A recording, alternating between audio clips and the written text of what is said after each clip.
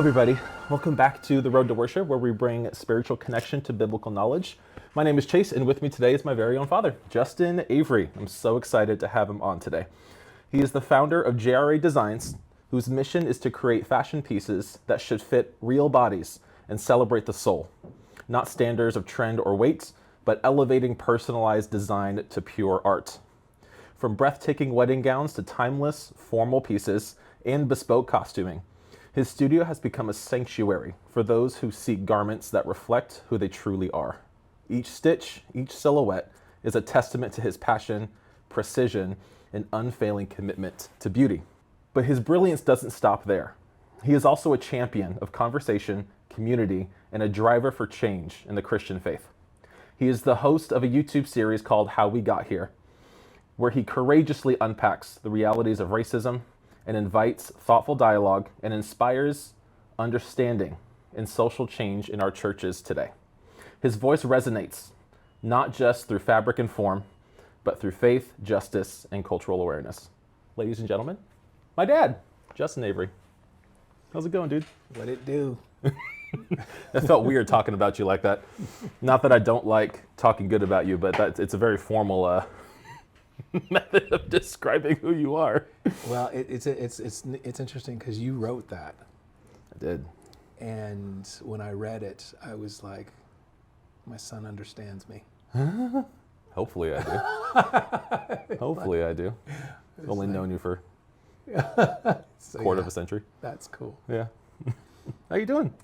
I'm well, and trying to, as you know me, I'm big on processing life, and so there's always something deep to think about, and It's true. I don't really know how to relax from that, so I live with that. We come from a deep thinking family on Yes. all fronts. Even though we think about things differently, it's all in depth. Yeah. But so we are in your studio right now. I wish you could see the full thing. There's going to be some B-roll footage where you can see kind of the fun things. It's more than just clothing that's in here. It's all creations and 3D printed things and hand painted and metal work and woodwork, all the things that you can think of to get creative with. This is your dominion. This is your space. This is where all the trouble happens. What was the moment for you that said, I want to be a designer, I want to make things? It's interesting. I don't think that decision ever happened as far as when I decided on that. It's how I've been living. And it's a spirit more than it was a decision. I've been doing this on one level or another since high school.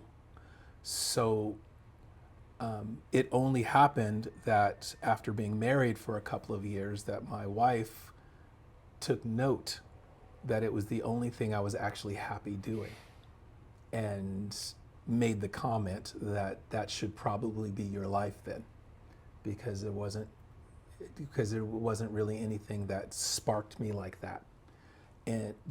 So there wasn't a decision that per se. I had been living that way in my spare time the entire time. And so I'm one of those people who dreams a lot of things that I'd like to see, a life that I would like to engage in. And what I mean by that, I'm not like a false life or an imaginary life. When you see something like Marvel Comics or you see something like Lord of the Rings, it's like, I want to live in that world for a time, and making something that's from that world. I kind of get to walk in the spaces that people who would have lived in that time would have had to walk in order to produce whatever that was. So that's my way of engaging it, that kind of thing. And in that way, I've been doing that since a very young age. It's chasing fantasy. It's chasing fantasies. Yes. It's the worlds that don't exist, but you get to live in. I get to live in it in some way, and that's everything to me. So it was your wife that inspired you to make that your living? I didn't believe that it could be a living. Until she said that until she said it. It had to come from somebody else for some reason. Like, I believed in it in the sense that this is just what I do. It's what I'll be doing when I get home from work, right? But when she said that, I made the connection that this could actually be something. And and with the support of a very loving and supportive wife, we were able to make that happen. Okay, so the entrepreneurial journey isn't something that is very easily done. This is a business that you've built from the ground up. You've been doing it for 3 decades now, somewhere around there. It takes a lot of dedication and hard work, stress, conversation, all the things to just process the idea of even having a shop and having trusted clients that come to you time and time again. Yeah. Was it that thought and that reminder that drove you to build the business where you're at now? Or has there been anything else along the way that has said, yeah, this is hard, but I need to keep going? The way that I built the business, I believe there's probably 1,000 different better ways I could have done it. More effective ways I could have done it. More businessy ways I could have done it. But there's a fundamental driving force behind my creativity, and it's this. The second I stop having fun at it, I'll stop. And I don't say that as a philosophy. I say that because I know myself, right? The only reason why I do what I do is because I have a really good time doing it. And again, it's driven by the desire to live in this fantasy of some sort. And that's fun. That's the kid in me that is always egging to come out. And so the way that I've had to build this is by that ethos, which means choices that I would have had to make to have a better business, I would forego for the sake of maintaining the fun in it. Okay. So no, I haven't grown this into a kind of a marketing business, with multiple employees and things like that, because those don't necessarily lend themselves to the fun that I need to have doing what I do. So to answer your question, I think it was kind of a multi-leveled question, pretty open-ended. What drives me to make the business decisions that I do? It has ended up being a collection of choices that foster the things that are fun for me. Costumes being one of them. But the other one is really powerful. It's helping people look better than they thought they could look. That is a reward system that never ends. They come to me having no idea what is even wrong with their clothing. They walk out not having no idea how good it could have been, and just, wow, this is just amazing. And frankly, from a business perspective, I'm good with that. That's all. If that's all this ever is, that's all I need. That's fun for me. That's gratifying for me. That's all it has to be. So I don't personally find a need for necessarily more employees so that I can do more business, so that I can do more volume. Not necessarily. So that may not be the best business choice, right? As far as building a bigger, better business. But it allows me to stay in a place where it's still fun. You're not selling clothes, you're selling confidence. Pretty much. How are you different from everybody else that goes to get their clothes either made or altered? I always say that it's not enough to be good at what you do. You actually have to be helpful. There's a difference. And the difference is this. When you're walking with someone and you can explain to them not just what's wrong, but how to make it right, what to look for, and why it may be wrong. And and so that they can recognize that this has nothing to do with your body. This has everything to do with how you're interacting with the things you own, right? And when you can explain those kinds of things, and when you can walk with people through those things, they walk out of here not just with something that fits, but with a bit more knowledge, a bit more understanding about how their body is moving through the world. When people understand that, there's more power in their purchasing choices. There's more power in how they interact with their own wardrobes and whatnot. That is something that only a master of their craft can offer. I offer that. You know, I've been walking with people and doing this for so long. I know in my sleep why things do what they do when people are wearing these things. And this is not common knowledge.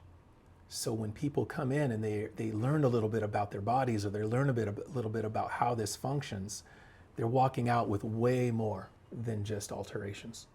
And I offer that as a business. Now, this is not something that is marketable as a business, because you can't offer that as a business. That's coming from me. Right? As someone who has walked this journey, You're okay. As someone who's walked this journey in my craft. So business is different than being a craftsman. And so how do you market that, or how do you train a team who hasn't walked 30, 40 years in that, right? So it's kind of interesting from a business sense what you offer. But I think that here, as long as I'm alive, that is what I offer, and it's different than what people are getting anywhere else. Did you ever feel, this is a total side tangent, did you ever feel the trains that would run past our house every time they drive? Because we live right next to a railroad. We did, and as a matter of fact, I don't hear it anymore. Oh, it's just a part of it now. It's just a part of it, and I don't hear it anymore. Yeah. Sometimes I think about that. I'm like, oh, I remember hearing them. But I kind of don't hear them anymore either, now that I think about it. It's just a part of things now. Actually, the only time I do hear it is when I'm recording, because I need it quiet. Yeah. Yeah, wherever we're doing music, or it's doing some sort of recording, it's you are aware of everything that you don't normally pay attention to. I remember you were recording your first album in our house, and the microphone you bought was so sensitive, and still is. It was a condenser. You can hear someone's belt buckle across the house. Yeah.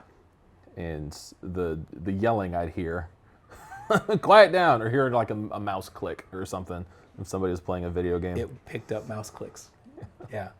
And the lady who talked to everybody in the neighborhood outside, it picked her up too. We love our chatty neighbors. Well, like I said in your intro, designing is not the only thing that you do, but you're quite an advocate for social change, specifically in the space of Christian churches, or just walking Christian life. You've been a Christian for, 30 plus years, something like that. And you've been a leader for just about that long of a time, and have a ton of experience, and there's just a witness to churches rising, churches falling, both in numbers and in, I think, just kinds of people that are there. And so you've just witnessed a lot of adaptations of church, and just trying to figure out how church works in the network of churches that I grew up in and that you were a leader in. And last year you posted a video on your YouTube channel on how we got here that I believe it's your most viewed. I was doing some research, and it's just saying that you're leaving the ICOC. Which was a big thing. It was a big thing in our family. It's a big thing in our church, of just saying that flat out. And there was a good amount of confusion, I think, both on a public level and on a private level, just being in our family, because this is something that's so deep rooted in the way we lived life. What did that decision mean for you? in that, at least in the process of coming to terms with how you felt about staying or going? What did it mean for me? Mm-hmm. It was one of the biggest decisions I've ever made next to becoming a Christian. It was not small. And it continues to be a pivotal, affecting agent in my life. Not because of the church, mind you, because of what it means. Because my commitment to God has not wavered in any stretch. But what does it mean to be completely devoted to my God? It was defined for me for more than 30 years. Like, what does surrender, commitment mean? It means this, this, this, and this. When you are committed to God 100%, this is what it's supposed to look like. It was defined for me. That definition was given in the family of churches that I've been a part of. As it turns out, it's broader than that. As it turns out, there are things that are left out of that definition that are critical, but we've never dealt with.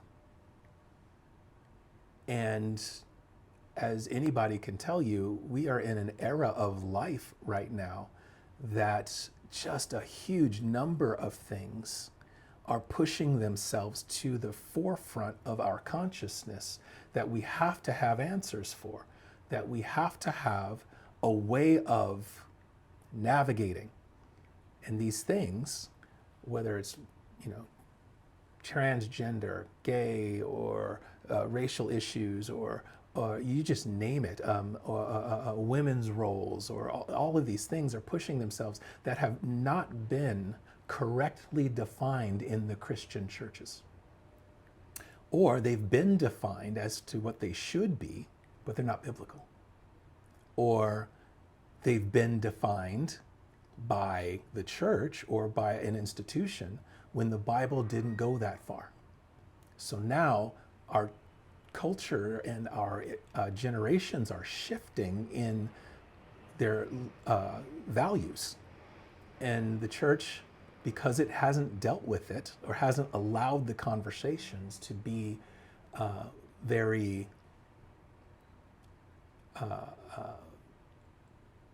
litigated, I think the church has found itself on its heels because it doesn't have a way of navigating or helping us or to minister to a body of people who are dealing with these things the second they leave their church doors. So there's a lot of lostness in how the church is ministering to its people, and its answer has been to just be silent.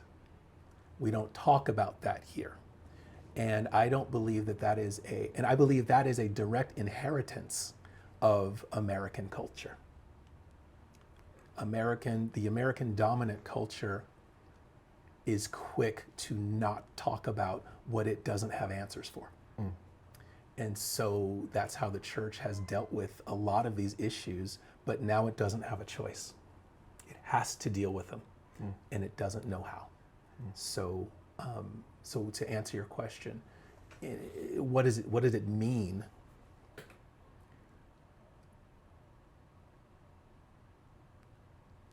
I needed to pursue what is it supposed to mean? What is it? These answers that are desperately needed, these answers that I've found are needed in my own family, but I don't have a support system in church that helps me or that helps minister from a biblical standpoint how to navigate this stuff.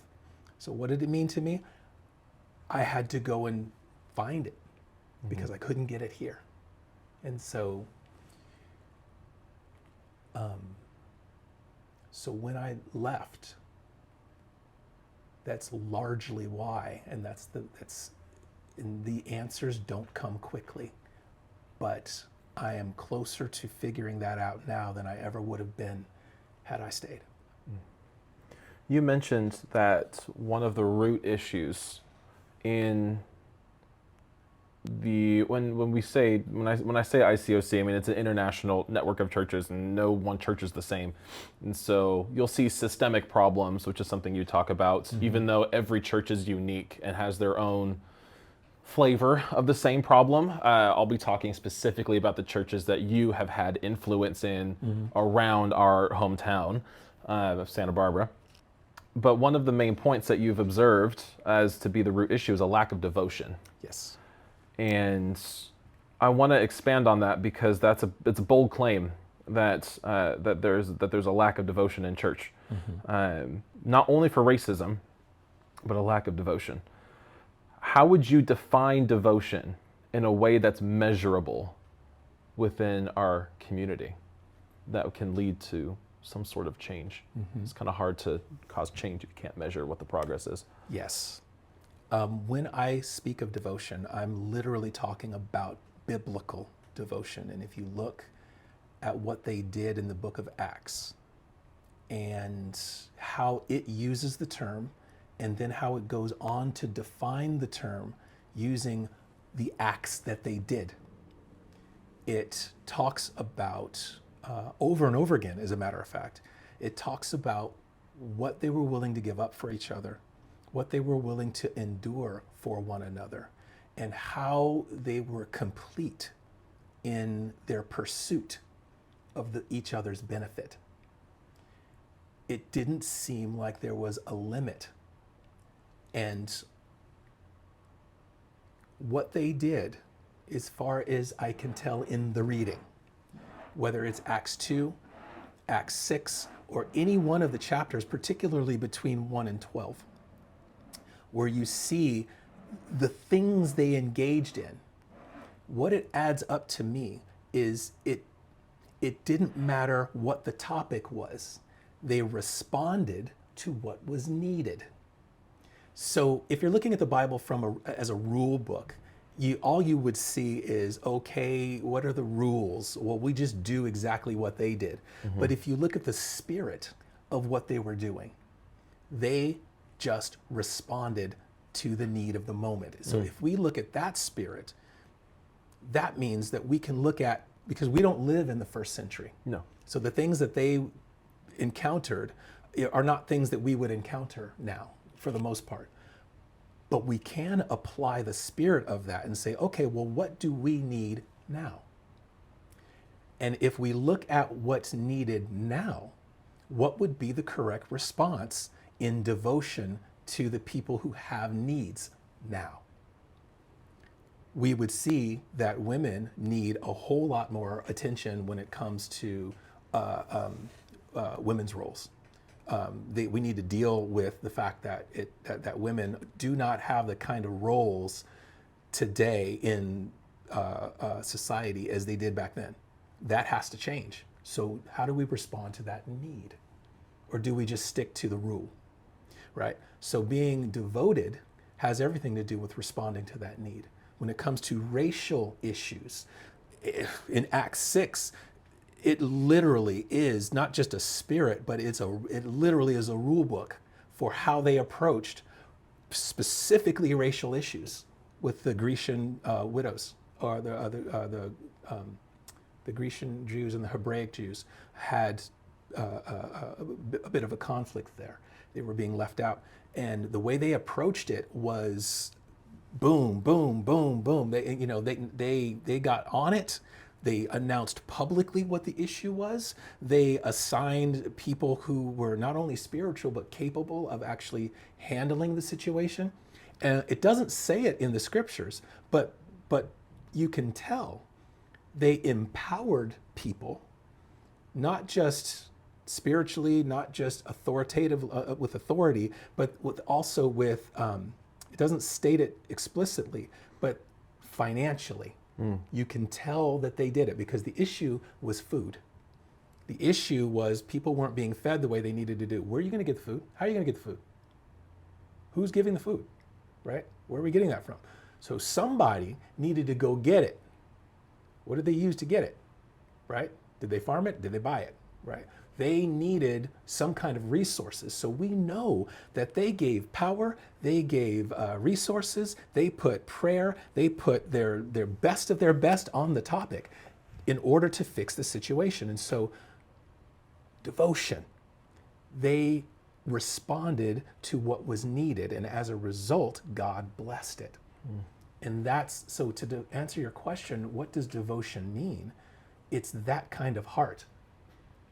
And that's the kind of heart that I did not see in the ICOC on the level it was needed. Did they respond to what was needed? No. What the ICOC seemed to be prepared to do was to only respond to what list of things were kind of approved as issues that we deal with, which is archaic, which is traditional, yes, but it doesn't meet the needs that are happening now.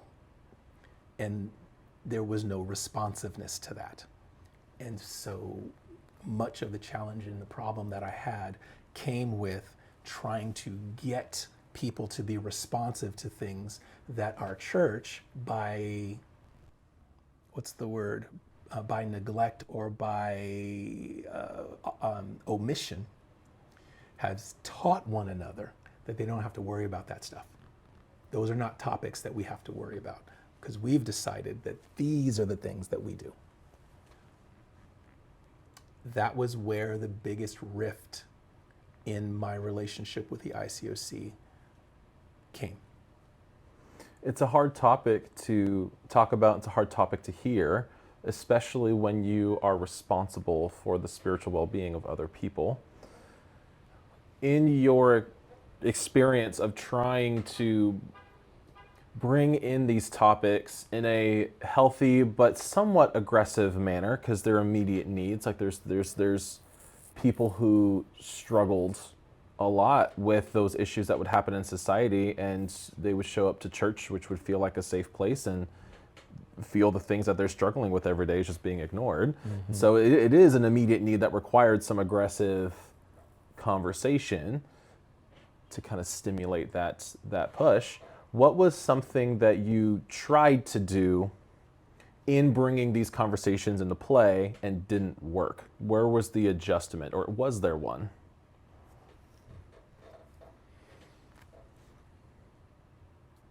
In retrospect,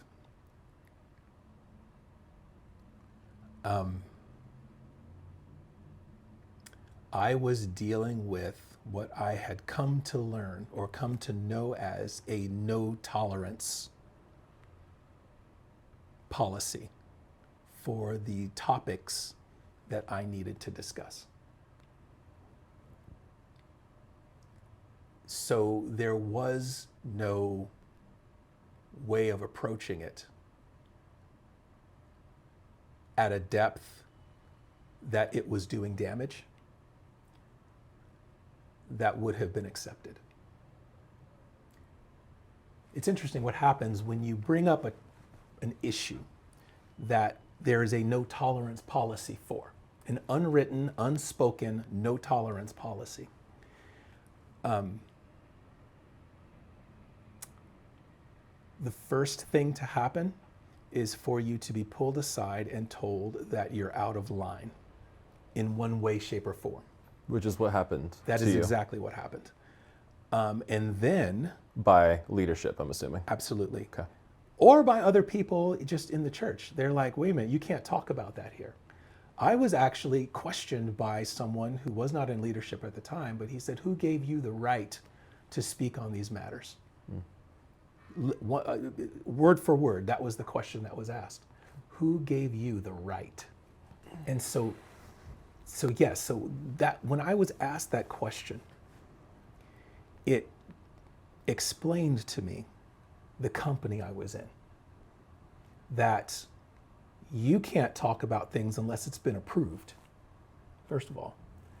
And you can't talk about things like this unless you are some kind of status that has the right to speak on these things.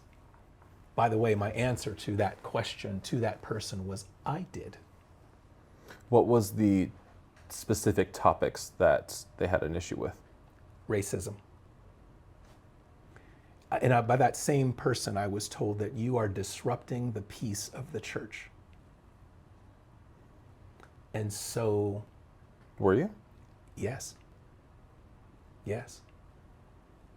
I was indeed disrupting the peace of the church. And that also goes to what I was saying earlier, that when you have a pre-approved list of topics that you are allowed to talk about, and an unwritten list of things that you cannot talk about, the very implementation of those unwritten, unspoken rules teaches the church, teaches people what can and cannot be said. And when you breach it, they come out for you. And that's what I did. So it was kind of the outward, unauthorized, we'll call it, conversation starters of this that then just kind of caused that, or revealed that disruption. Yes, and I think in retrospect, I was as devoted and as involved and as long-standing of a member of this community that I had been. I found it quite shocking that a person as faithful as I've been to this group was not trusted, that when I said there was a problem, that they believed me or were willing to explore. Okay, well, Justin said there's a problem. There must be one then, because he's trustworthy. I think that's a good thing to bring up, because there was arguably on a more minor scale, something that you did bring up prior to that, which it took a little while, but they ended up listening to you, and that was how we did worship, which is where this concept came from. For those of you who don't know, this is the face of the person who started the curriculum that we have on our site. Like, this is the brain behind it. In my teen years, so in the early 2010s or mid 2010s, you had written this series of studies on what worship is biblically. And you approached leadership with this, saying we should change how we do worship, specifically with music. That wasn't taken well at first. But after some persistence over a few years, the church learned to love it. After bringing in kind of more technology stuff, we brought in some lights, we changed how we did music. We didn't have a full band, so we used tracks to do the songs that we wanted to do in its full form, because we didn't have the manpower and the talent that we wanted to have for a full band. And so we adapted, and it worked really well, and people ended up loving it. So your background of bringing change, even before then, even bringing in music at all in the early 2000s, that was you too, of just trying to bring in that change. And so there was change happening all the time, but there was this one topic, this one moment that the people that you grew up with from young adulthood said, no more. I'm not listening to Justin anymore. Not just I'm not listening to, but I am not going to entertain this because it's disrupting the peace. It's disrupting my comfort. That is the trust that I'm hearing from you that just started breaking. Of, I was okay with this discomfort, but not this discomfort. This is too far. Justin went too far. And historically, I mean, it's a long discussion, but historically, what I tapped into by addressing these issues was something that is doctrinally embedded into the belief system that is in the foundation of the ICOC. I was going against generations of precedents and tradition and doctrine. It is literally hard-coded into the thought mindset of this denomination. And so it is, so in that sense is very different from the worship. It was very different from the worship because the worship is kind of a debatable issue. Sure. To what degree and how did we do it? It's a stylistic thing. It's, and honestly, my development in worship now is again, has changed and has, well, it's not changed, but it has elevated and it is on a whole other level that I don't think even the worship that I had penned, the Road to Worship stuff that I'd penned, even challenges that. But this thing, where racism is concerned, and some of these other very real issues, whether God is against it or not, is not necessarily where the debate is. Should we be talking about it? Is what the church isn't prepared to do, and as it turns out, the reason for this, what I call the embedding of some of these perspectives, it doesn't come from the Bible. It actually comes from American culture.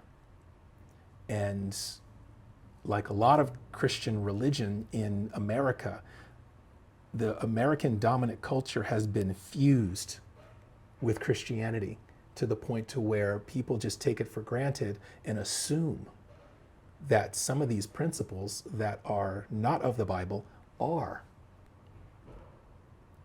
And unless we question them, unless we put them under a microscope and actually point it out, people just assume that these things are one and the same. And I go into it on one of my shows, one of my episodes. I go into great detail about how that happened, what it actually is, what are some of these I call unwritten doctrines that have been infused into our Christian ethos that have no business being there. And so some of these things are hard-coded and embedded into the ICOC. I was threatening some of these unwritten doctrines. And once I realized that that's what was happening, then I needed to deal with it directly then. And I needed to actually teach and tell the church and point out to the church that we have a problem here. And the reason why I'm having such a hard time is because you are devoted to principles and ethics that do not show up in the scriptures, but you act like they are. And unless those are broken, unless you are broken from those principles, you will be imprisoned and be imprisoning others to damage that it's causing. And we can't get away from it unless you divorce yourself from what America is, American Christianity is, from the kind that Jesus told you to do. And so so if you watch my shows, you'll see I make a pivot in the last 2 or 3 shows. I make this pivot into addressing Christian culture from biblical Christianity. Because we've become something that Jesus never asked for. And I think that unless we deal with that, we will never be able to get to racism. Because the position that people are taking against these issues, they think they're being biblical. Because they assume that some of these principles are biblical, and they're not. That's why justice is so difficult to discuss in the church, because they think that the political idea of what justice is, social justice they call it, or some of the other words that come up that revolve around people demanding justice, like a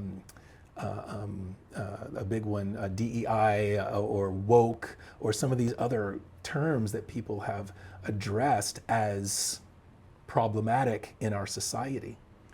It's very interesting because if you'll notice that we'll be very quick to jump to these other names that we can demonize, but the truth of the matter is that there is no social justice. In the Bible, it's just justice, or it's not.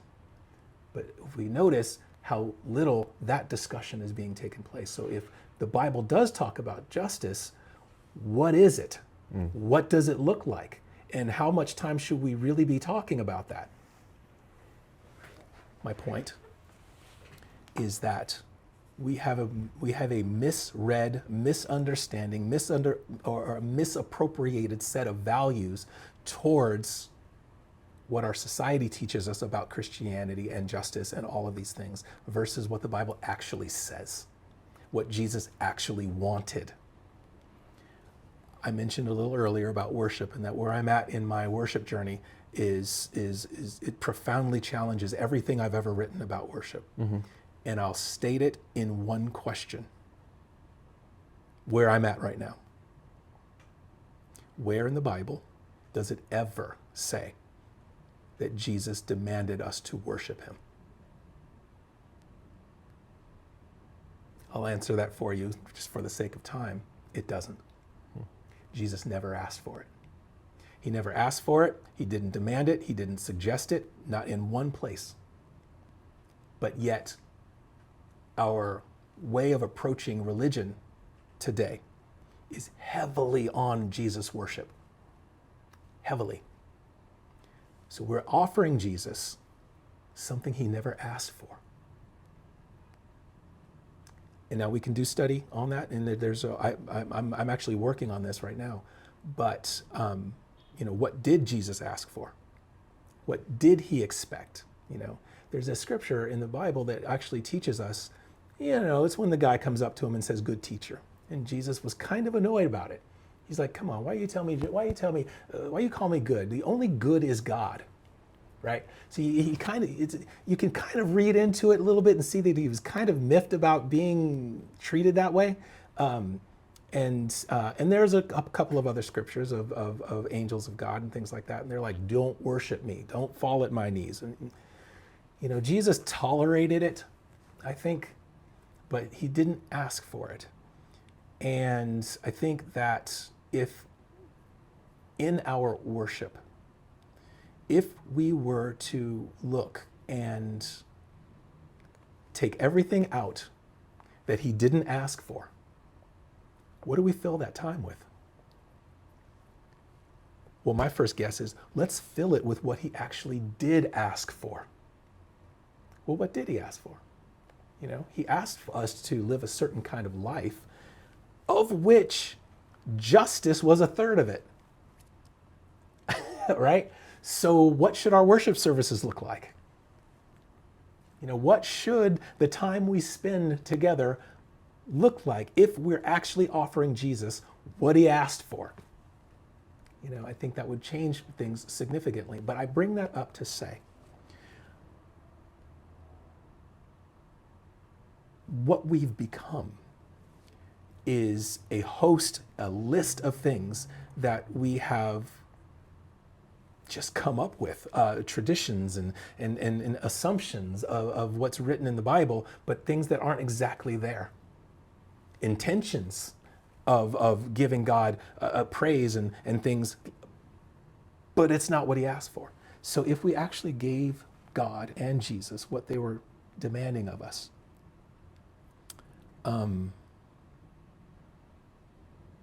it would look different than what we are today. But I don't think our churches, especially in the ICOC, are prepared to attack that.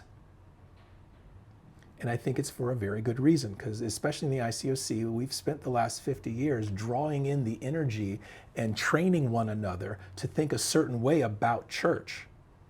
And what I'm suggesting is a fundamental overhaul of what that looks like. It's a bait and switch. You're gonna make a lot of people mad because what church means to them is what we've been doing. So if you forsake that now, in a lot of people's eyes, being faithful to what we've been doing is being faithful to God.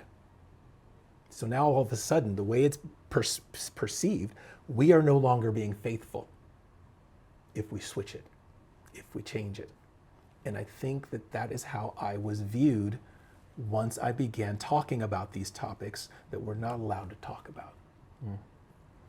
Something that we talk about in our first few episodes, I think one of them is titled, Worship is Love Expressed God's Way. And we read about in the Bible, there are specific ways that God receives love. There are things that he asks of us that he sees as us loving him.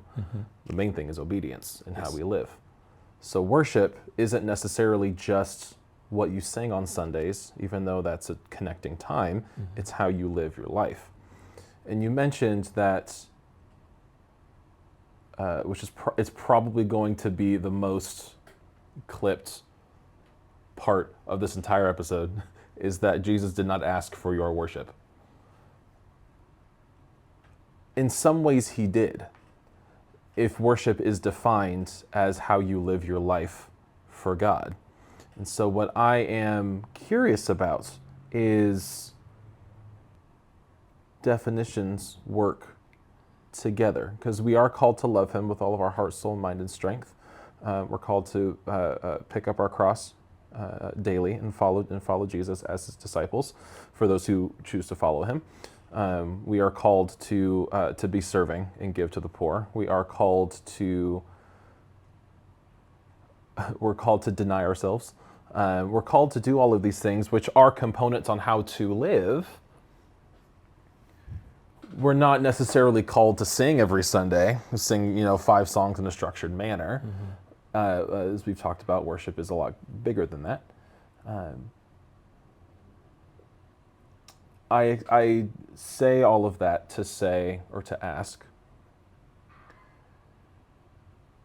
if worship in this context is not what Jesus is asking for, outside of justice, what is he asking for?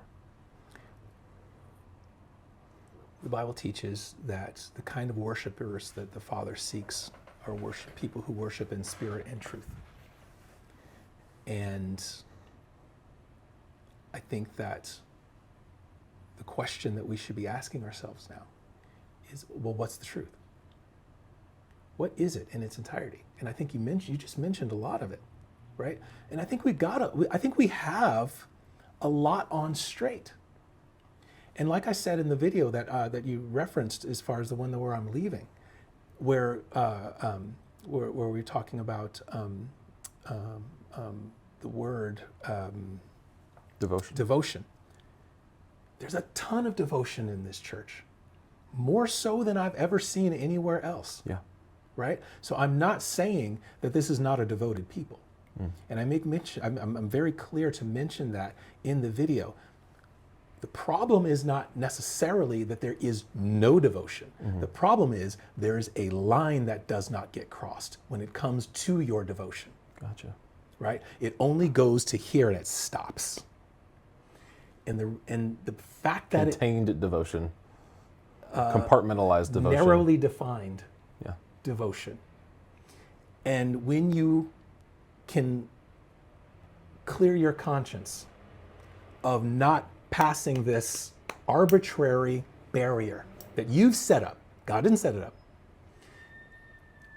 What my job has been to do, and because God put it on my heart, is to point out not only there's a whole host of things that we are not devoted to, and that lack of devotion has caused problems in our fellowship and outside of it. And as a matter of fact, it's caused problems in the world because the world lacks the same devotion to it when it comes to the poor, when it comes to the oppressed, when it comes to women, when it comes to people who have been marginalized by the dominant culture. Every nation, every world has a dominant culture. So it's not that being dominant is a sin. It's just that God had a very specific way of approaching that. And he gave it to us in the New and Old Testament, that you take care of those people. You stop what you're doing. Shoot, there are festivals, and there are every 7 years, that you even cancel debts so that the people who are on the bottom don't stay there, right? There was a law that was said that you couldn't, I forget what the law was called, but you actually, when you had a crop when you picked all your crops and you harvested everything, you weren't allowed to pick up what was left behind.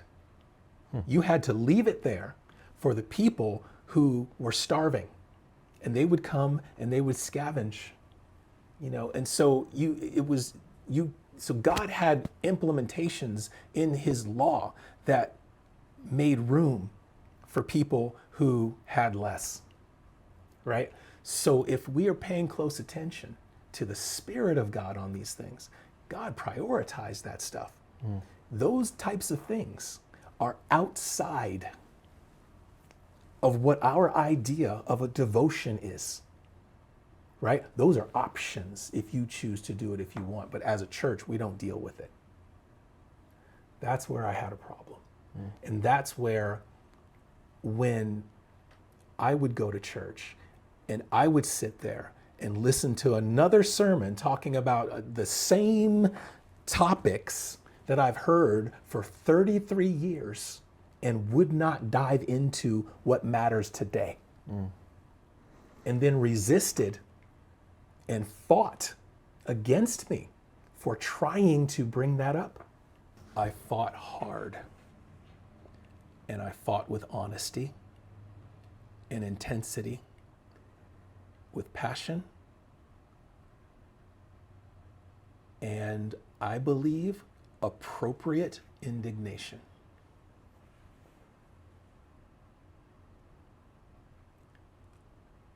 I was called inappropriate. I was called angry. I was called, I forgot what the word exactly was, but basically I was too intense. My tone, that was the word. The tone was wrong. No one ever asked me, Justin, I want to hear more on this topic. Because what you're saying here is different from what I've come to know. I was criticized left and right from all different angles, but I was never told, you're right. I was never even told, you're wrong. That you have misread the situation, right? And so my assessment of my environment here in Santa Barbara and across the nation, really, because I interacted on a number of different levels with people across the country and in the greater LA area. And the more intense I got, because I think there's a part of me that was like, okay, I'm not being heard here. As a matter of fact, I'm being gaslit, I'm being put off, I'm being stiff-armed, and a bunch of things. So I'm basically in an environment that is not being heard and is not being listened to. My instinct when I feel that way, and I'm not saying it's right, I'm not saying it's wrong, but my instinct is to raise the volume. And to intensify the verbiage. And I'm good at that. And I found that speaking like they speak, on a level that they speak. I've been taught by them, again, 33 years in the church. I've been trained to preach. I've been trained to study the Bible. I've been trained to debate and to reason and to all of these things. I'm one of the best at it, right? I've been trained for these things. I know how to talk to my people, right? And this is what I bring to this is what I brought to the table.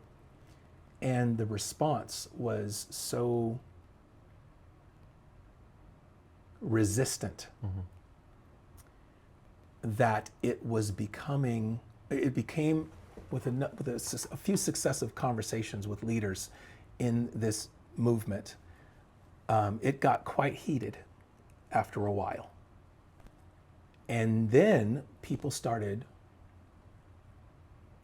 I don't want to use a word as strong as lies, but talk had begun to happen. Things that I'm being accused of, not to my face, but things I'm being accused of that are not true. Assumptions that are being made about me and my intentions that were never spoken of to me personally, but between each other.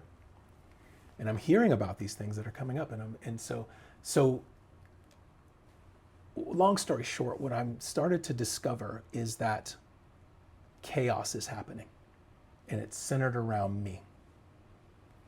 And one thing that I believe, no matter who's wrong, who's right, or whatever, if by my doing what I believe in is starting to rob the church, like the one person was telling me, is starting to rob the church of its peace. If I can't bring about change without bringing chaos to the situation, then that's my trigger. And I don't mean emotional trigger. My trigger of when to stop is when I come to the point when I've done the absolute amount of good I could possibly do and I can't do anymore. That's when it's time to leave. Okay. And when I got to the point where I discovered that, okay, chaos is happening and I can't prevent it. I gotta go. Okay.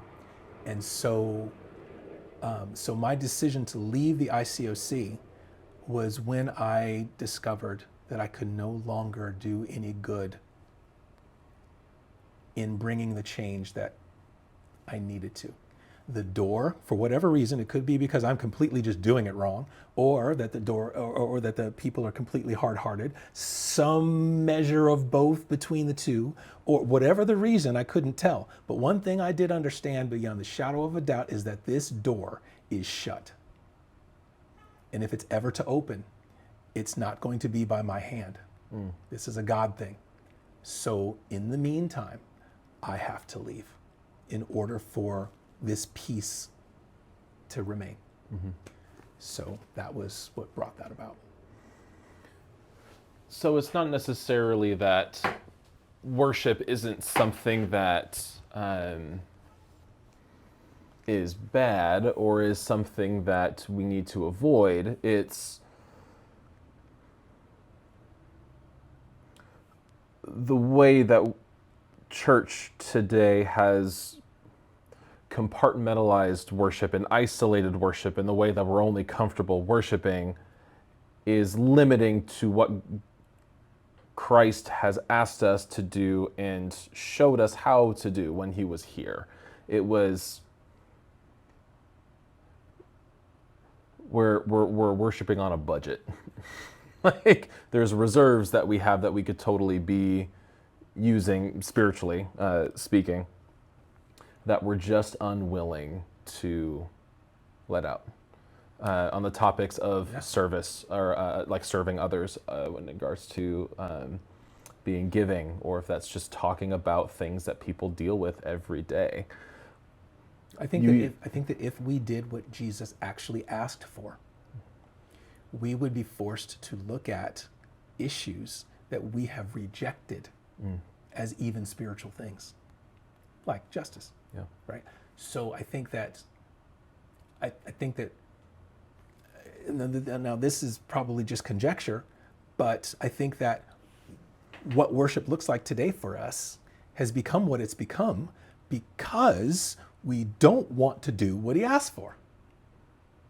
So it's kind of like as a child, you need milk, right? You need calcium or whatever, but I'm giving you water and Kool-Aid because I personally don't like milk. And I don't want milk in my house because I don't like the way it smells, right? So I've neglected something that you need. And there was a big story when you were a kid that there was a child that was in school.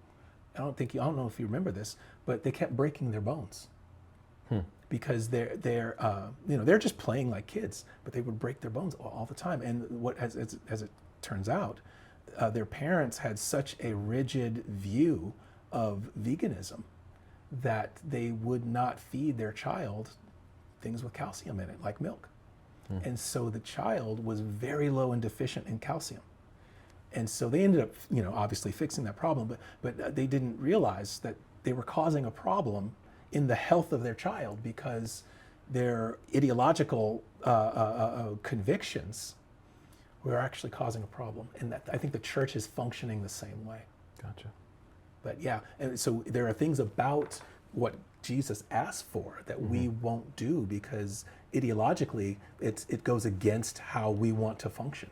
Yeah. So our worship definition and what we offer Jesus has become something that, that wasn't what he asked for. No, there's a lot of people right now, I think both in the ICOC and outside, that are struggling, whether if this is kind of the church hurt kind of movement that's going around, or if it's different issues that aren't being taken up. Or I know I have a family that I'm close to who are even just reconsidering because of some support for their kids that their church just can't do right now. And so there's a lot of where do I worship? Where do I go? Like, which community is mine? Like, how do I navigate leaving another and have people feel like I'm abandoning them for needs needing to be met and that whole nine. There's a lot going on in all generations with that right now. Right. Something that I would love to kind of hear about is in your walk with God through this journey.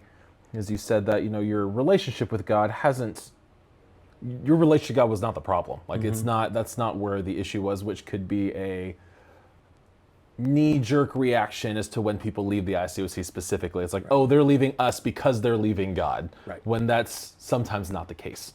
So in your walk with God through this journey, what have you learned about yourself and how your relationship with God has grown in this decision that you've made? I am going to try very hard to be concise because it's a lot. Good luck. We're not great at that. Number one, my spiritual, physical, mental capacity to hold what burdens me about these situations is limited. And it is showing signs of wear in my being, in every aspect of my life. And I realized that I can only do so much. It's affected my sleep. It's affected my work. It's affected everything. And so that's the first, is that, and it's also put me in some, and secondly, it's also put me in a position, if Christianity doesn't look currently like Jesus asked it to, then what? And my conditioning from the ICOC has taught me that I have to define that. If I don't have a definition, then I don't know God's way. But the part of the problem with that assumption is that, and it's kind of an arrogant assumption, is that you can even know. It is common in the scriptures where God had people walking to places they had no idea where they were going. First episode, we talked about, oh my goodness, now I'm blanking on the character's name. Well, I can name a lot of them. Genesis 22.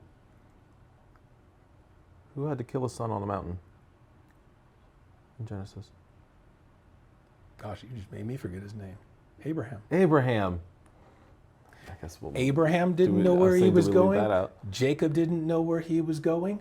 Moses didn't know where didn't know where he was going.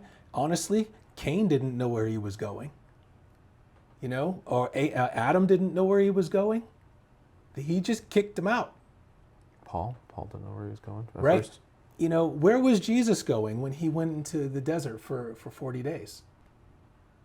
Was there a destination there, or was he just wandering around? The Israelites didn't know where they were going. Nobody knew where they were going because the destination was not the point.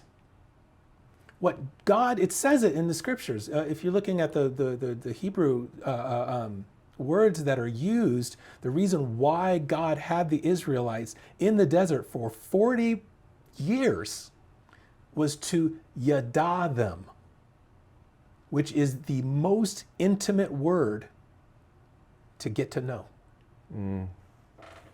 The point was to walk with them, right?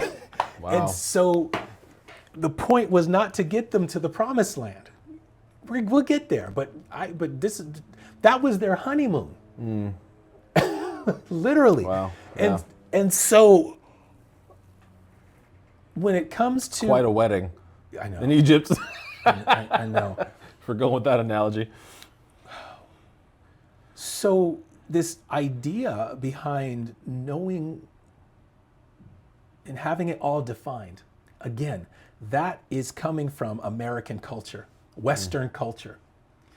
Hard-coded laws and rules, control is our heritage. And in some things, like with business, like with policies, governments, things like that, in industry, those things have a place. But you do not apply that to God. And I think that's what we've done. In a situation where, wait a minute, hold on a second. Like past what God has explicitly stated in the Bible, we've just taken our own liberties. Yes, Okay. I think so. And not just taken our own liberties, but elevated those liberties to Above. biblical authority. Sounds familiar. Sounds like some Pharisee behavior right there.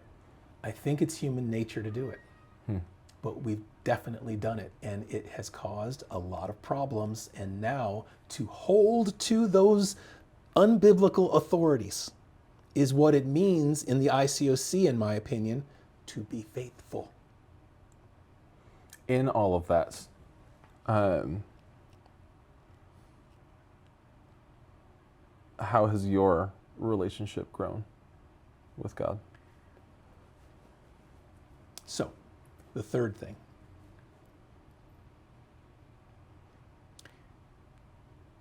And it is the most annoying part. Because of my traditional conditioning, I need answers.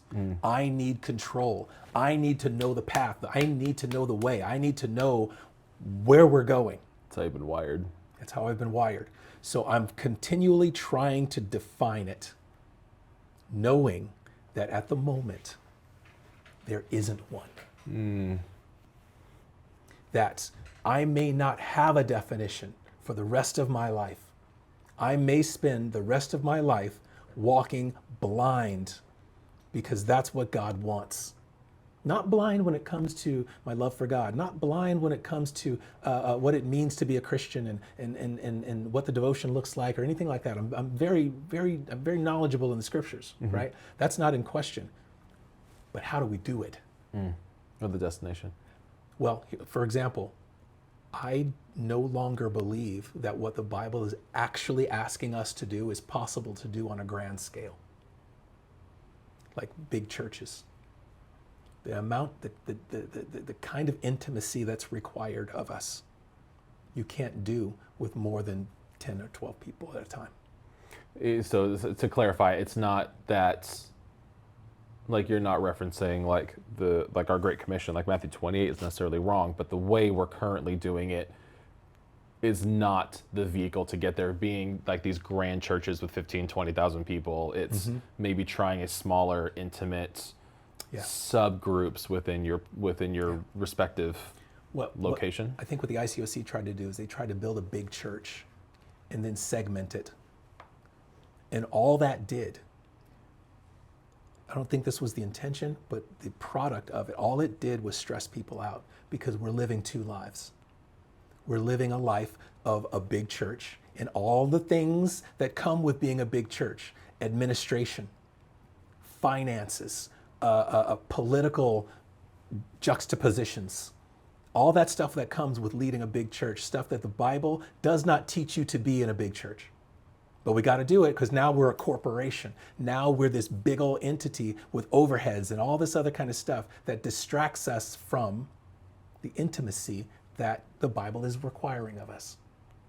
So but we've got the small groups, right?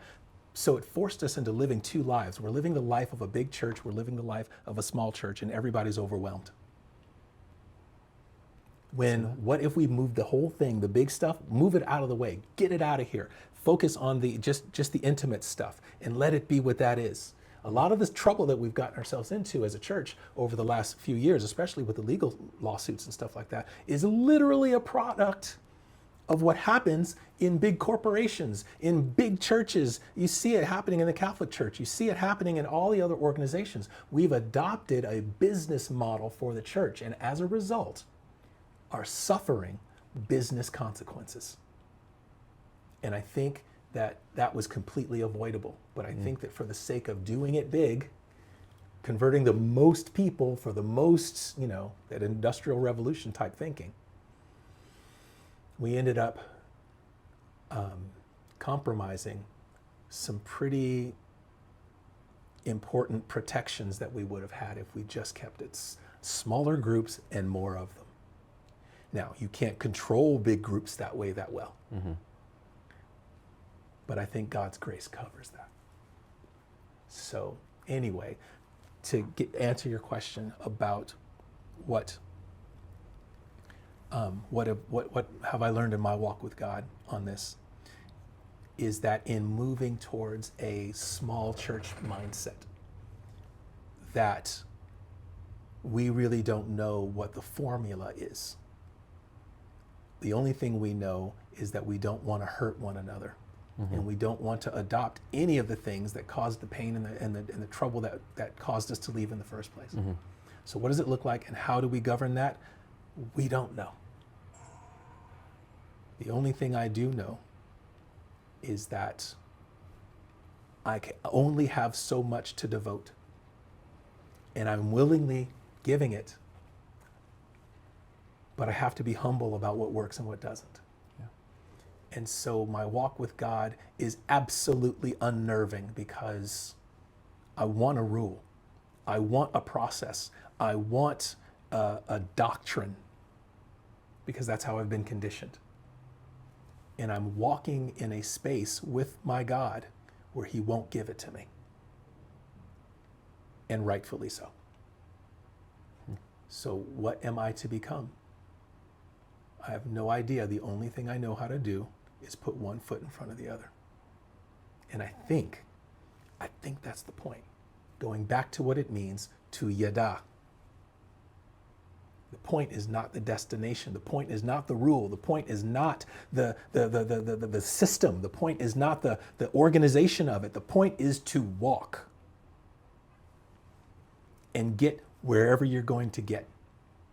And whatever that brings out of your character, whatever God's going to show you on the way, whatever that is going to become, let it.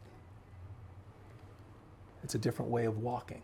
But that is what my relationship with God looks like now. And it allows for mistakes of a different sort. It allows for greater bits of grace that were not allowable when you had rules. Mm. One of the things about the ICOC that sadly they're very, very good at is making sure everybody obeys the rules. And in order to do that, they lack a lot of grace. And we don't know how to treat ourselves with grace because we're using a lack of grace to enforce the rules. So now we're walking around with a bunch of standards and definitions in our head that we can't move to the right or to the left of. We don't have the freedom to mess up without hurting ourselves over it. or overly criticizing ourselves or hating ourselves over it. I can't tell you how many people, and there's one sister who years ago, I'll never forget it. You know, she had come to church and left several times. And I asked her one day, and I'm like, so what is it? What do you think it is that you know, why isn't it that you ever stay? And she goes, Justin, every single time I just didn't feel like I could measure up. And I'll never forget those words till the day I die, because it showed me for the first time, I think, at that moment in my life, what culture we had. As a result of the rule system and the basic faith system that we were holding ourselves to. God has more grace than that. And we don't have room for the grace because we have replaced it with our system. And it creates this thing that only a certain kind of person can fit into. It creates a ministry for the strong. And so, yeah, I'm learning in my walk with God now not to walk with that. And it's very difficult. It's very, very difficult. And when I mentioned earlier how it's affected my sleep,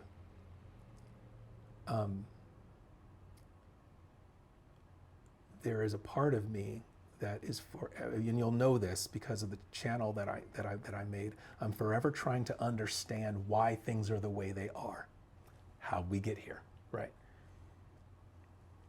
And as a devoted member of the kingdom of God, my promise to God was that I would work till my last breath for the sake of the kingdom.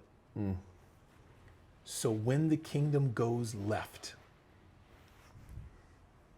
strays off its path, and is finding trouble in moving forward, my promise puts me in this position. It falls on my shoulders to figure it out. What do we do? How do we do it? How do we move forward here? Where do we go? My promise compels me to do this. And that's why I say my relationship with God has never wavered. That promise, I've never lost it. I've never kept a promise like that in my life. And I have no intentions of stopping. But I only have so much energy, and it's affecting me because the process of processing, trying to figure it out, trying to learn and discover and what is this, and it's such an intense experience that the process of processing is affecting my sleep. I'm dreaming it. And I'm not dreaming about church, mind you. It's kind of funny. I'm dreaming about, and I get stuck in these looped dreams almost maybe 4 times a week. I'm in these looped dreams where I'm, like, for example, okay, there's a piece of dust here. My daughter said it's compulsion, is what she termed it. There's a term for this. But if there's a piece of dust on this thing, my dream for the night, they're not nightmares, but it'll be something like, I've got to clear the dust off of this. That's the dream. Over and over and over again, all night, in a state of half sleep. And it seems like the most important thing that I've ever come across. And even as I wake up and I'll go to the bathroom or whatever, and it's still there. Like, it's with the same level of intensity, with the same level of thought. And I go to sleep and it's right back to it. I can't escape it, right? And so I'm not thinking about church, but the process of processing, my mind can't get off that. So it's affecting me in all kinds of ways. And so this idea of, spirituality, I kind of laugh at now, because I'm like,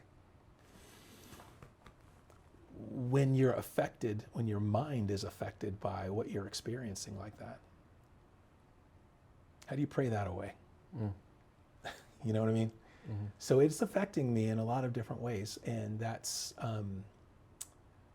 So my walk with God, I view that as a consequence, but I have to figure out how to do it and be healthy, and to do it and surrender to the fact that the answers to what I'm trying so hard to figure out, God hasn't opened the door. And I'll never figure out what he hasn't opened the door for. You know, that this process that the church is going through, doesn't fall on my shoulders. It falls on the church. The church has to figure this out. And that is a systemic thing. That is something that happens as a group. That's something that may never happen in my lifetime. Or it might happen in stages over time. I have to let it. Yeah. Right? So I have to be content with the fact that I may not be able to solve this thing. All I can do is walk. And that's where the surrender comes in, is Yes. even though you're so passionate and as we can tell, and you're so committed to making sure that the people who have been marginalized in whatever capacity, yes, racial issues we talk about a ton. We haven't even scraped the surface on mental health stuff, and that's been so prevalent in our family. And we could talk about that for hours. But the act of saying, God, this is what I am promising to you, and I will take whatever you give, and not make a fuss. Not as in like I'm gonna not make a fuss, meaning whatever you have decided, God, I'm going to assume that's best. That's a hard thing to do, and this can be in business, this can be in your walk with God, it can be anything, any act of surrender in that way of, if you are saying going this direction is the way to go, and it feels, the only right way feels going a different direction, okay, I'm gonna trust you on this. It's a hard thing.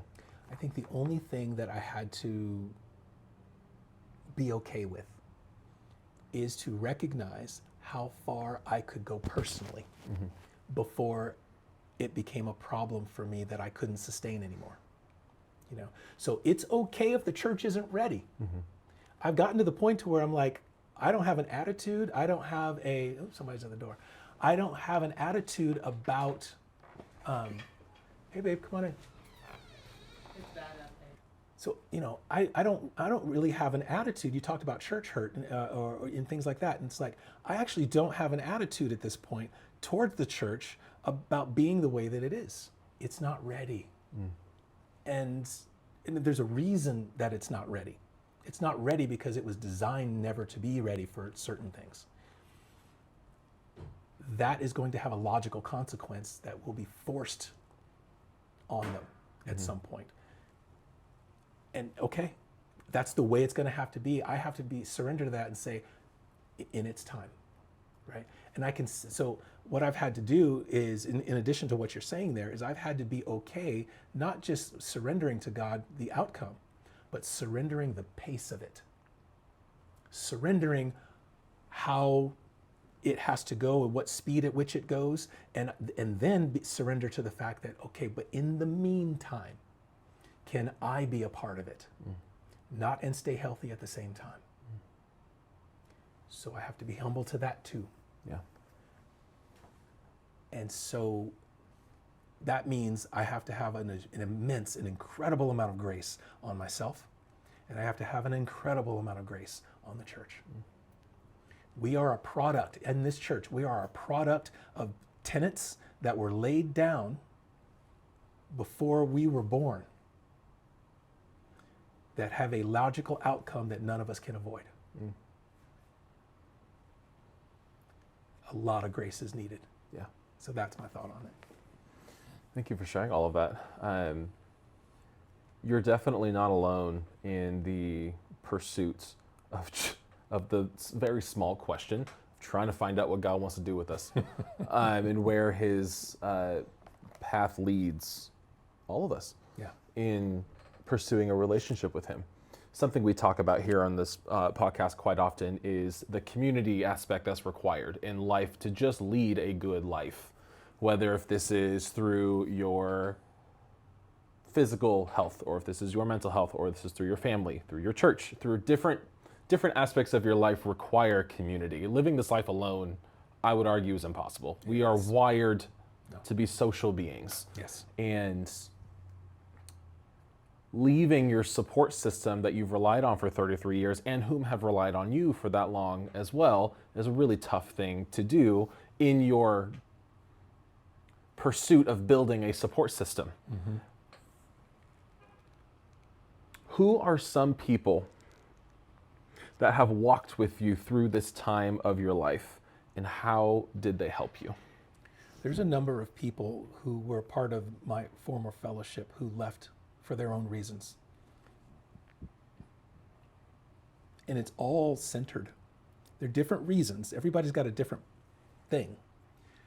But the common bond or the common theme behind why people are leaving, I believe, or at least in my circle of people that I've kept in contact with, it's this principle of having a set of approved topics and rules that the church is willing to address.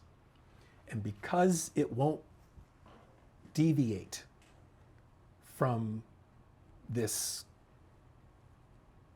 position, it's left a lot of people outside of its ministerial help. I find that the older you get, the more situations you encounter that thrust you out of this collection of limitations. The longer you live, the more harm, the more challenges, the more things that make your life not look like the ideal. And those are the people who don't fit. And that number grows the older you get, is what I've found. But there's a lot of people who have left my former fellowship who are looking for the same thing. They're looking for a space where they can process what they're going through. You know, they need a space where they can come and get ministerial help. And I'm not saying that somebody knows the answer. I'm saying that it's a safe space to talk about it, which is what we didn't have. You know, when we get to church or whatever, we're just talking about Jesus here. Just the Jesus that are in the scriptures, the topics, you know. Whereas Jesus didn't fear any topic. So those people, and there's a number of them, there's a good 12 to 15 of us who get together regularly and talk. And we get together as a little house church, and we do different things. We don't do church the way that I've come to know it. There's a lot of healing that's needed. A lot of processing, a lot of discussion, a lot of being able to talk about things no one, in this group anyway, has ever felt safe to talk about, even when there wasn't an answer that we knew of. It's like, okay, I don't know the answer, you don't know the answer, but maybe we'll find it if we just talk and walk together. Maybe God will, just like what I was talking to you about my own personal relationship with God, maybe if we just keep talking, He'll reveal something. For the moment, we have to be at peace with the fact that we don't know. Mm-hmm. But we know we care, and we know that it is not okay for you to be alone, and it's not okay for me to be alone. And what's so beautiful about that is there are people in this group of friends that I have now who never were even part of Waypoint, but they're all about what I just said. They're like, I don't know about the God you worship, but you know what? I love you, and you love me, and we'll walk together. I'm raising kids too, and I'm having a tough time with X, Y, and Z, and we can, you know, I think at some point we'll be able to even have that kind of impact in their lives, you know, as we pursue God in a way that I believe is healthy. I don't know. I just know this, that we need to be able to walk in the lives that we're actually living when we're not sitting in the pews. Mm-hmm. But that's the group of people that I'm together with now. Is church as we know it is not a time where we are limited in what we can talk about. Is not a time when we have to do it a certain way. We know that Not all of us are going through the same things. Not all of us are even understand what each other is going through. But we don't have to. Just know that there's a space for you in everything you're going through right here. Right? That is a different attitude than the one of control that I experienced in my former fellowship. There's going to be people watching that feel and resonate really deeply with what you're saying in regards to the kind of community and support system that even you have found through this transition, where you have people who just need to talk and need to process and need something different, in a space where these issues can be talked about and processed, not answered and not resolved. These issues are quite large, and so we're not trying to come with a one-size-fits-all thing. It's just, we're just here to try and live together. There's people here who don't have that. And there's people who have these struggles on trying to have their issues addressed, but because they're issues that aren't friendly in an American church setting, as you've coined, people are looking for that. Yeah. What are 2 to 3 action steps that you would say to that person on trying to get connected or get the support that they need, that they feel they may not have in their current church setting? What would you advise that they do?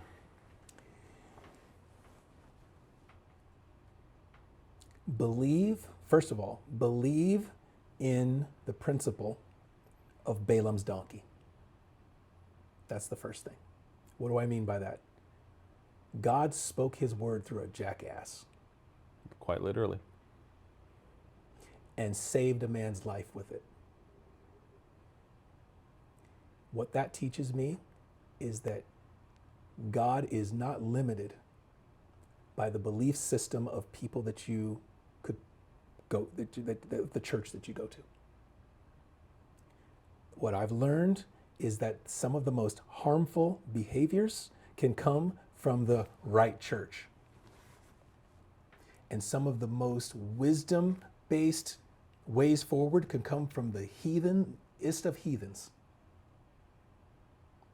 And I've said it before, I know witches who have a bigger and greater heart for humanity than some Christians I know. Believe that God can work anywhere. All you need. I was a non-Christian for 20 or 21 years of my life before I came to the Lord. And God, I was not far enough away from him that he couldn't order my life.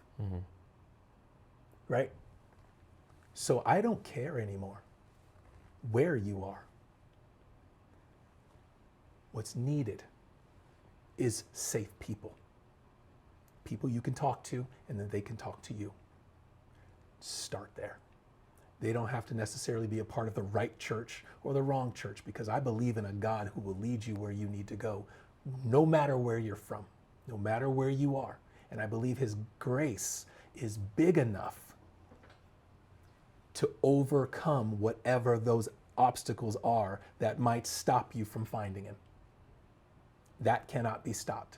So if you believe in that Balaam's donkey principle, look for God. He's everywhere. He's anywhere, even if he doesn't come from the right church. That is something that I was never taught in the ICOC. And so, as a matter of fact, I was taught the exact opposite. And that's the first thing. Second thing,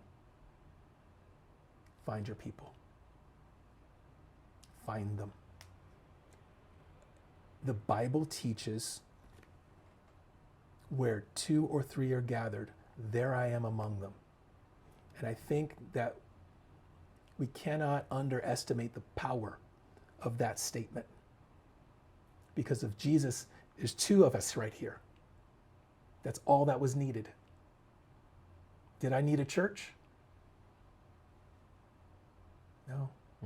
That means there's power here. Yeah. Jesus will not let you go as long as there's more than one of you, Yeah. right? And I'm like, I've got to trust that. So even if I only found one, okay, I'm going to put my devotion that the Bible teaches that I know about, I'm going to put that into this. And God will be found there. I believe it, right? Now, I'm not saying that that's the system. New system, new church, new way of doing church. I ain't even got that far. All I know is that Jesus said he'd be there. And I believe that. And when I don't know anything else that's going on in my life, I can at least trust that. And I can trust, like the Balaam's donkey principle that I call it. And I'm like, I can at least know that God can work through anything, anywhere, at any time. And when I'm lost, I've left a church that has harmed me, and I don't know where to go, I can believe in these things because it's true. Now, where is it going to lead me? I don't know. Yeah, I might be in the desert for a while. That might be where I'm supposed to be. I think we think about the desert in terms of you're in some place wrong if you're all alone like that. People are in deserts a lot in the Bible. And again, the word, yada. That's why you're there. Yeah. Right?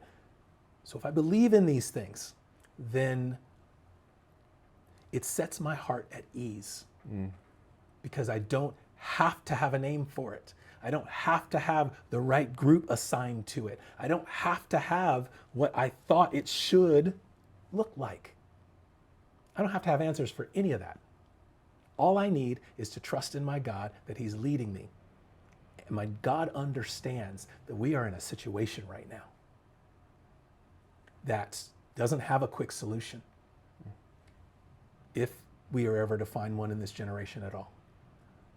But we can count on stuff like that. And so what I'm getting at in giving these principles is I'm saying, set your heart at ease. God, he has you. He has no intention of letting you go. It's just that what we've become and what we have to learn is not going to be easy, but he's not going anywhere. And I think that's probably one of the most important things to understand when you're out there by yourself. That gives hope. Yes, that God hasn't gone anywhere. It's an important thing to realize and to internalize because a lot of people lost their faith in God when the church suffered. Why? Because the church was God. The church set itself up to be God. When you set yourself up as a system that says yay or nay to all the aspects of your life, that's God. It put itself in that position. So when the church suffers, when the church gets hit with lawsuits, when the church shows its human failings, where's God? They wonder. God left us. We're diminishing. We're blah, blah, we're all these other kinds of things. God has left us. That's because you think that's because you think God is there. That's because you think that's God. And that's not just the ICOC. There's dozens of other bigger churches that are facing the same thing over the last 10, 15 years, especially 10, 15 years. It's not just the ICOC. I think it's the industry of church itself and what it's become. We're modeled, the Church of Christ, we're modeled after other churches. And I think that, again, I'm going to go back here real quick. I think that the modern expectation of what church is to do it big in all of the trials and the doctrines and the things that come with systemically implementing the Great Commission. I think that's the root of it. It's not what Jesus asked for. Jesus did say, go and make disciples of all nations. But he did not tell us what it looks like when they all become disciples. And I think that the assumption that it needed to look like some industrial production, we pierced ourselves with a lot of griefs. And we are living now in the logical outcome. Yeah. And we have to learn the lesson. And I think some people will learn the lesson and some people will not. And that's kind of how we got all the denominations we have. But yeah. And through all of that, through all the lessons we have to learn, we can be reminded and rest assured that God is with us no matter what. Thank you so much for coming on. This was awesome. Like this is great. I know you in an intimate level, but just hearing from your perspective in a more official format, and in your environment, especially having moved a few states over, it's always refreshing hearing what you have to say and your observations on life and where we can move forward. Where can the people find you? Depending on what you're looking for. You can find me, if you want to find out more information about what's going on here at JRA Designs, we're always doing fun stuff, getting into all kinds of creative trouble. It's wonderful and we're having a blast here. It's www.jrahouseofdesign.com. And there's tons of information and fun stuff that you can go there. Or you can go to our my internet channel where we're dealing with racism and church life, navigating all these complicated issues that we're talking about. You'll find me on YouTube at howwegothere_SB. Awesome. Dad, thanks for joining us. It's great to be here, man. See you later, everybody. Peace. Good job.